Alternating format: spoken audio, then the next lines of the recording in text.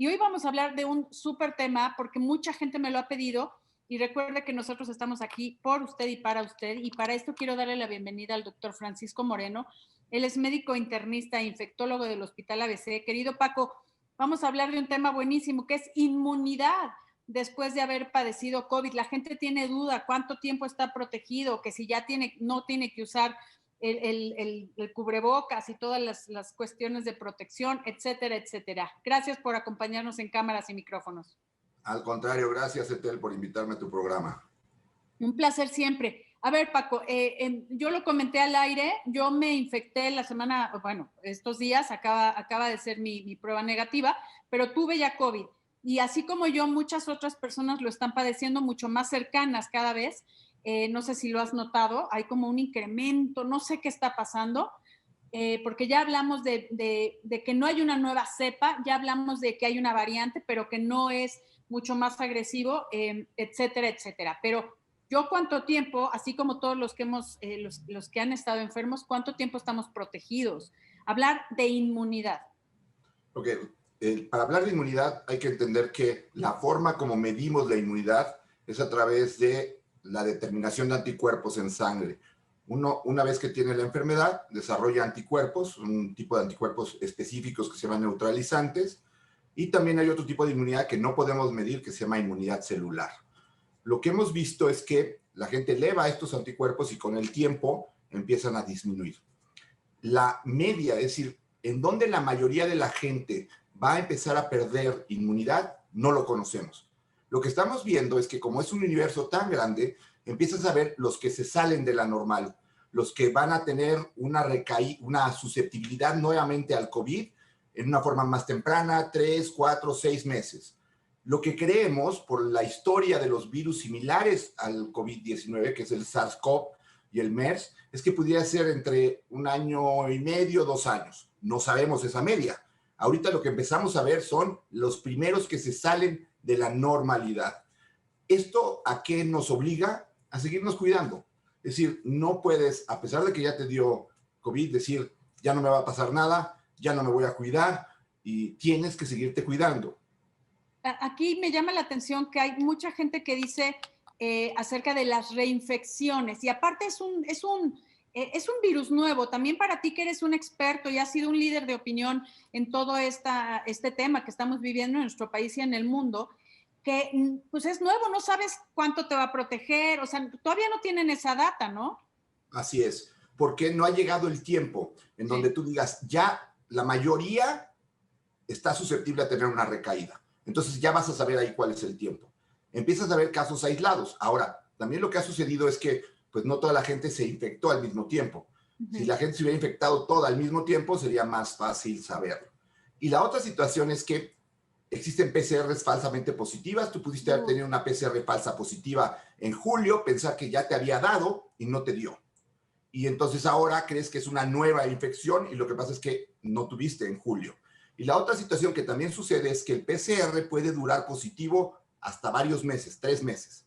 Y entonces tienes una infección en octubre y ahorita tienes un cuadro respiratorio y te vuelve a dar la PCR positiva y piensas que otra vez tienes COVID y lo que a lo mejor estás eliminando son fragmentos del mismo virus que tuviste en octubre y ahorita tienes otra infección respiratoria.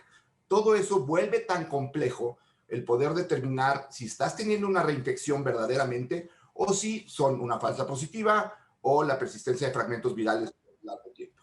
A ver, una pregunta, Paco, tú que estás tan metido en esto, ¿te ha tocado a ti algún caso de reinfección real documentada? Sí, ya hay casos de reinfección real y son pacientes que se infectaron en abril, mayo, son los que generalmente están teniendo esa posibilidad de tener una reinfección.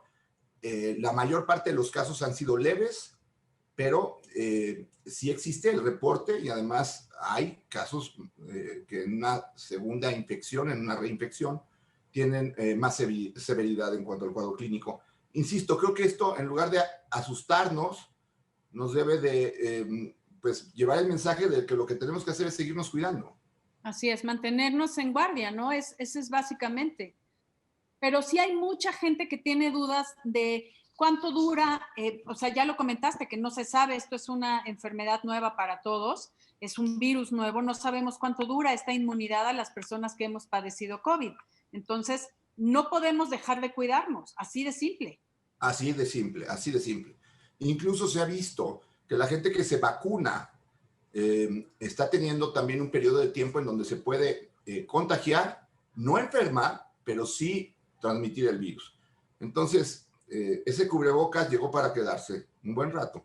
Estoy de acuerdo contigo. Y ese es un tema que también me gustaría comentar al regreso de una pausa, lo que es los temas de la vacunación y todos los mitos que hay con relación a las vacunas. Ya lo hablamos alguna vez, querido Paco, pero es importante porque la gente tiene temor y escucha a través de lugares no oficiales las cosas. Entonces, pues más infunden el temor. Estoy platicando con el doctor Francisco Moreno, él es médico internista e infectólogo del Hospital ABC, que ha sido un pilar en toda la información que todos recibimos de líderes de opinión como él, que aquí es muy importante, Paco, decir que por favor no se dejen llevar por fake news y que se acerquen a los expertos. Hoy estamos hablando de la inmunidad después de haber padecido COVID, porque hay muchas dudas sobre esto. Si me puedes hacer un resumen para la gente que nos acaba de sintonizar, entendiendo que esto es un virus nuevo también para los expertos como tú, y no se ha dado el tiempo todavía para saber cuánto tiempo estamos protegidos. Si ya comentaste que sí has tenido reinfecciones documentadas, algunas personas dicen que se reinfectaron, pero tal vez no era una reinfección, y es un tema que me preocupa mucho acerca de las pruebas, todos estos falsos negativos y falsos positivos que se están dando. Así es. Yo creo que el mensaje son tres. Uno, sí hay reinfecciones, están documentadas en el mundo y en México, sí existen, entonces tienes que seguirte cuidando. Esa es la razón. ¿Cuánto tiempo duras inmune? No lo sabemos. La media, lo que la mayor parte de la gente va a durar inmune, no lo sabemos. Pensamos que puede ser entre 1 año y medio, 2 años.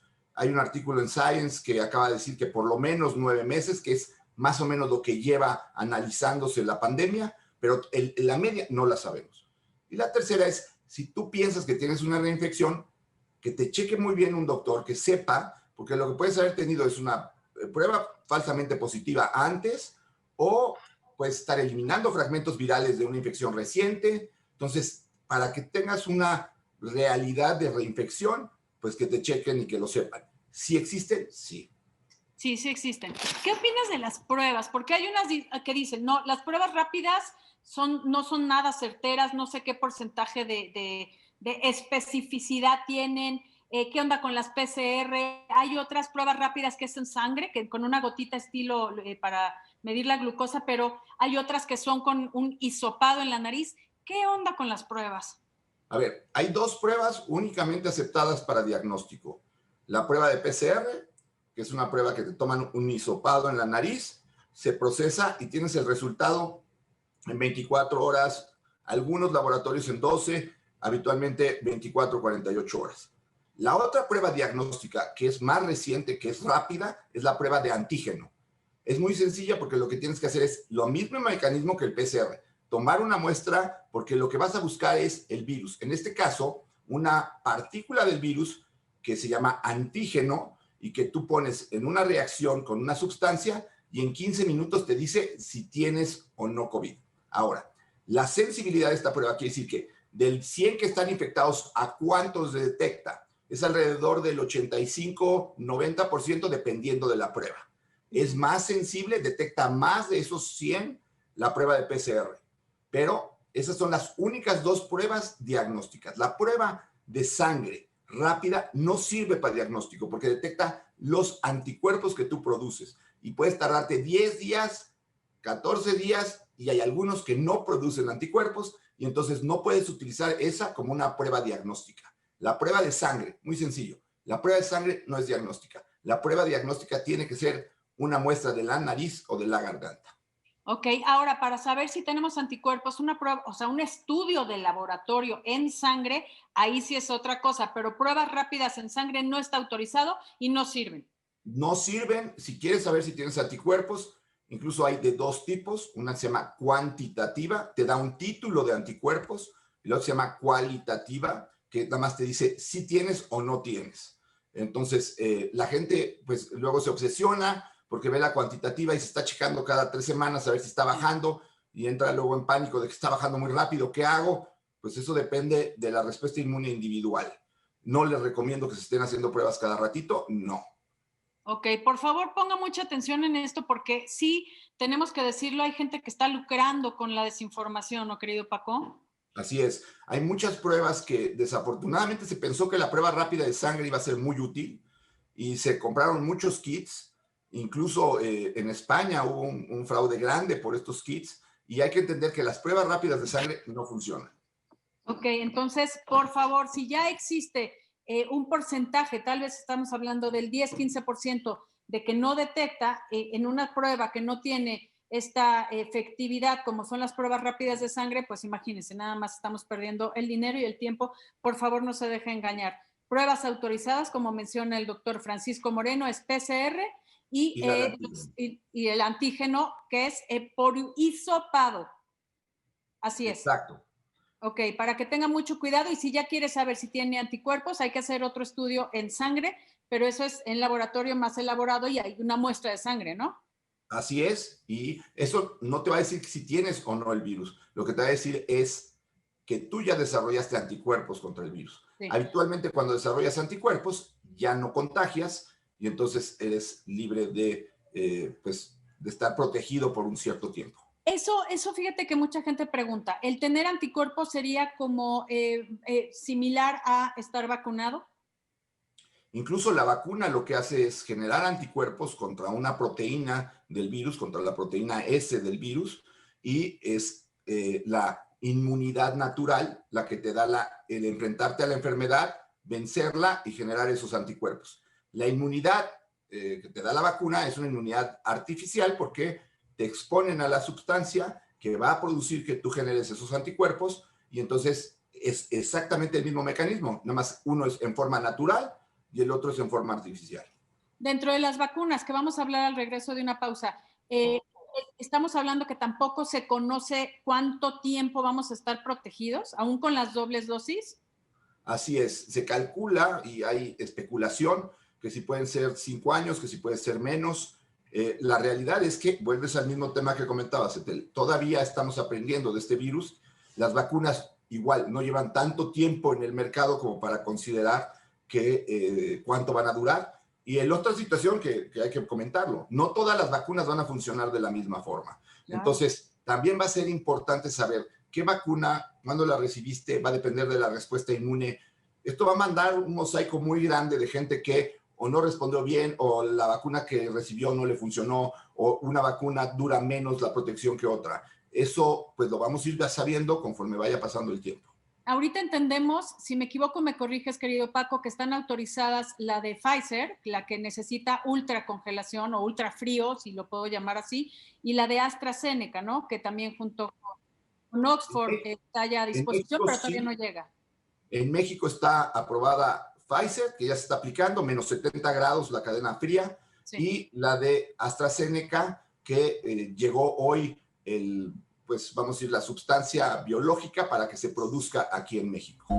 Estoy platicando con el doctor Francisco Moreno, él es médico, internista e infectólogo del Hospital ABC, que realmente me encanta platicar contigo porque nos explicas todo muy claro, querido Paco. Hablamos ya de las vacunas, que ya hoy llegó a AstraZeneca la sustancia para que se pueda producir en México, pero algo que yo te quería preguntar y que lo estábamos comentando fuera del aire es, ¿cómo ves tú que estás en ese mundo tan cercano, estás en un hospital COVID, el incremento de contagios? Como que ya todo el mundo, antes era, ay, bueno, conozco a alguien lejano, ahora todo el mundo lo hemos tenido muy cercano.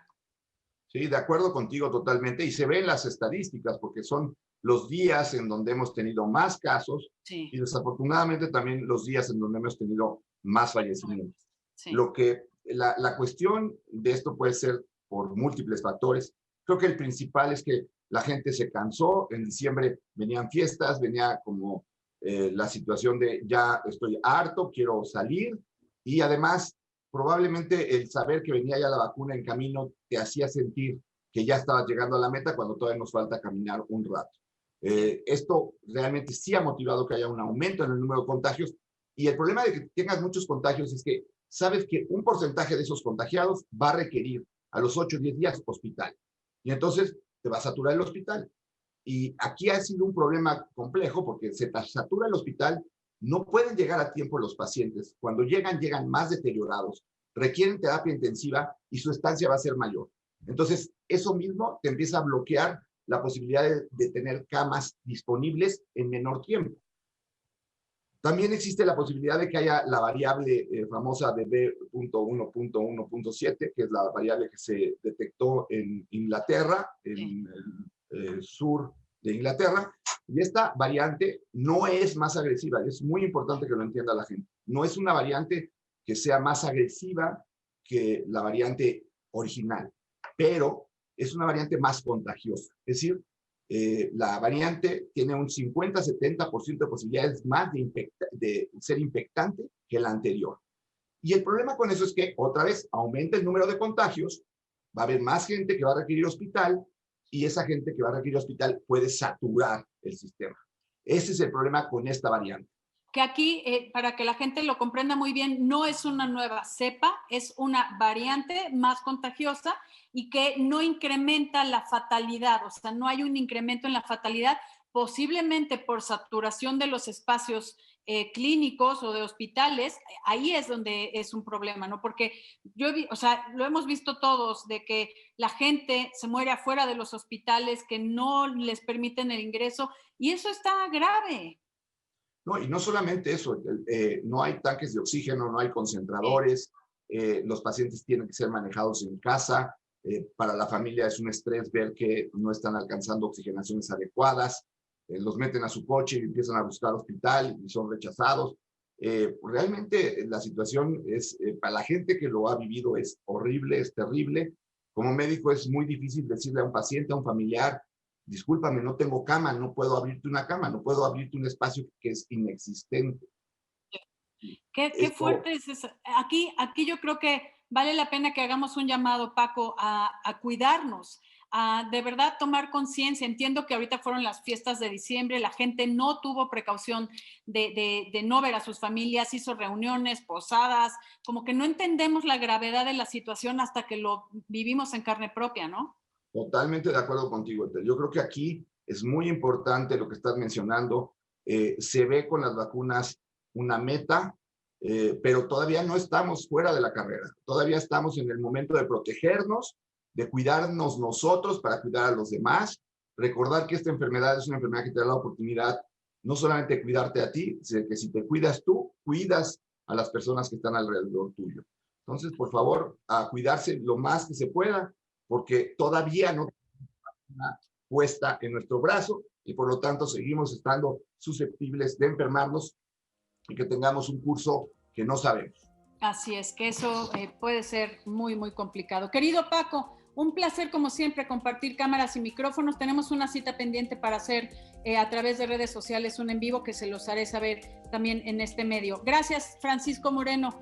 Te agradezco enormemente siempre tu participación. Gracias, Esteli, por cuidarnos. Gracias. Yo soy Ethel Soriano y por favor, para estar muy bien y saludable, cuídese.